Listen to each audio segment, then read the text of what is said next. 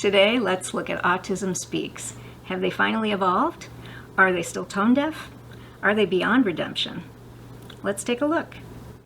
So for those who don't know, Autism Speaks is the most well-known charity related to autism. It's been much reviled by the autistic community, and with good reason, which I will show you in a moment. The level of toxic discourse on this topic is really discouraging. I don't think we accomplish anything by being assholes. So I'm going to try not to be an asshole today. A little bit of history for you. Autism Speaks was created in 2005 by very wealthy grandparents of an autistic child. Their single-minded goal was to fund research and ultimately to find a cure. They unequivocally saw autism as the enemy, the absolute enemy. The picture that I used to have of autism was right out of their playbook. It wasn't until I was a lot more involved in the autism community that I really understood why Autism Speaks is so problematic. I think it's important that you know where all the vitriol comes from.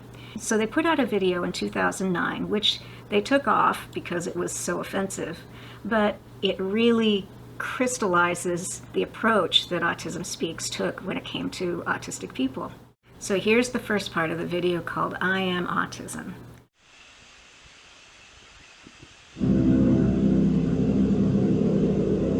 I am autism. I'm visible in your children, but if I can help it, I am invisible to you until it's too late. I know where you live, and guess what?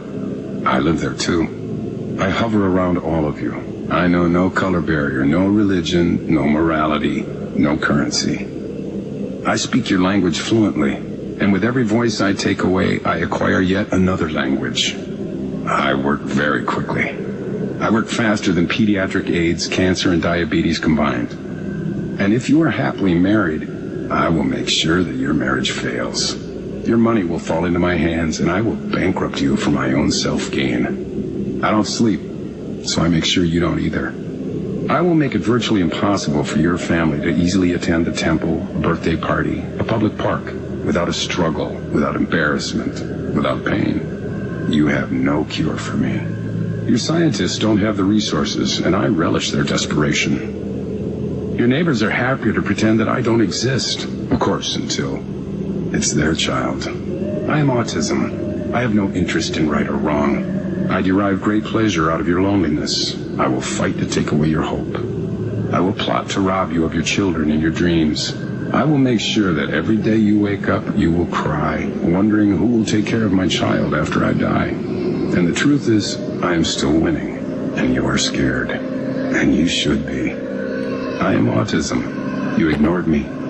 That was a mistake. So that's what I thought autism looked like.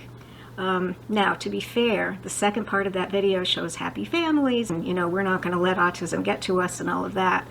But the first part is devastating, and that was not the only horrific thing to come out of the organization. But a lot has changed since then. Or has it? Well, let's take a look. Under pressure from the autistic community, in 2016, I believe, Autism Speaks changed its mission so that it was no longer looking for a cure. Purportedly, that is no longer their goal. They are very, very careful not to mention cure as an objective. However, they are still largely research-based, and they are fairly open about looking for a cause of autism. Over time, though, they do seem to have taken the autistic community's concerns to heart, even if it was only to stave off criticism that might result in loss of funding. But for a long time, it seemed to be just mostly lip service. For example, Autism Speaks has a 100-day toolkit for parents of newly diagnosed children. The previous version, all the way up until 2020, had some seriously problematic language. For example, it talked a lot about the 4 stages of grief that you would feel when you were devastated by this diagnosis. And when you look at the acknowledgments and the credits in the beginning of that pamphlet, there's not a single autistic person listed. So fast forward to 2020, Autism Speaks updated the 100-day toolkit. And this time, among the reviewers and the acknowledgments, are 4 autistics, and maybe more, but at least 4. And much of the problematic language has been removed. The grief thing is no longer there, thank goodness. It's a really important step. It's a big step that I don't think has gotten fair acknowledgement in social media, and I think that they deserve kudos for that. But am I ready to light it up blue next April when it's Autism Acceptance Month? No, I'm not. Autism Speaks is still tone deaf in some important ways. First of all, they still don't acknowledge important controversies in the autistic community. For example, they talk a lot in pretty much glowing terms about applied behavior analysis, which is one of the standard treatments for autism. They never mention that ABA is extremely controversial and disliked among many, many autistic self-advocates. Another reason, there's still inadequate input by autistics. For example, there's still, as far as I can tell, only one autistic person on the board of directors out of 25. That's how... Imagine if the National Organization for Women had only one woman on their board of directors. It defies logic. If they are saying that they advocate for autistics, then they need more than one on their board of directors. In that 100-day toolkit, which I keep coming back to, I know, but it's a good sort of microcosm of what Autism Speaks is all about. In that kit, they don't mention actually getting to know autistics at all. There's one mention of you might want to look at blogs by a real autistic person, and that's like buried. No, autistic people should be front and center of that toolkit. There should be information from us, and there isn't. That's a problem. So, what are my takeaways? There's still an aftertaste of autism is bad, kind of permeating throughout their materials and their rhetoric.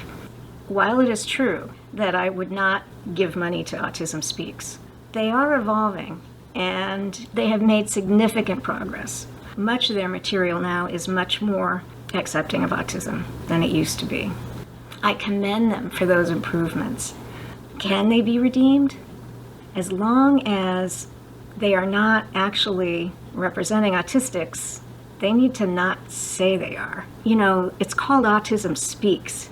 It's not autism speaking, but do they have useful information? Do they do a lot of good? I think they do. I do think they do. Are they a hate group? No, I don't believe they are. I believe at this point they've made enough progress that reasonable minds can disagree as to whether they are doing good work or not. And that's coming a long way from where they started out. So what do you think? Do you agree? Do you disagree? Do you think that Autism Speaks is redeemable? Do you think that they've come far enough? Put it down below. Any disagreement is fine, as long as you're not an asshole about it. So, thank you so much for watching. I appreciate every one of you. Feel free to subscribe, and I will see you next time.